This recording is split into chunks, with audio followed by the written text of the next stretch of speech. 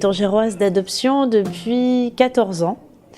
Et la librairie a été ouverte en janvier 2010.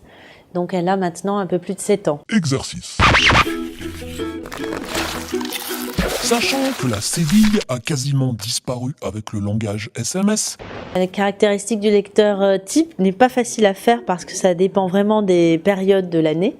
Il y a des périodes avec des tangérois de naissance.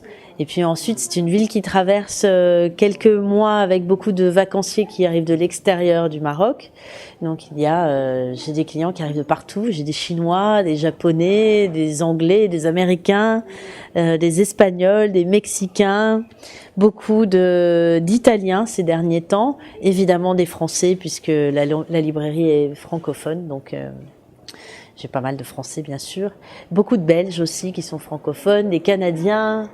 Voilà, des Belges, il y a des Belges voilà, qui se pointent. Il y a beaucoup de monde en fait, hein. Le monde passe à Tanger. Brièvement, mais il passe. C'est facile, dis-moi de quel pays tu viens. Je te dirai si t'es un mec bien. En fait, j'ai fait beaucoup d'expositions de photos pendant 7 ans. C'était de l'ordre de 1 par mois, avec des photographes qui étaient aussi bien marocains qu'aimant le Maroc. On n'avait pas vraiment de ligne conductrice, si ce n'est qu'il y a un coup de cœur pour les voyages, la mer, enfin des choses qui évoquaient beaucoup de poésie.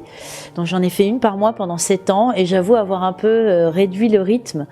D'abord parce que produire de la photographie et des expositions, c'est dense et intense et que ça demande une trésorerie solide que je n'ai pas toujours puisque c'est un financement que je fais hors subvention extérieure.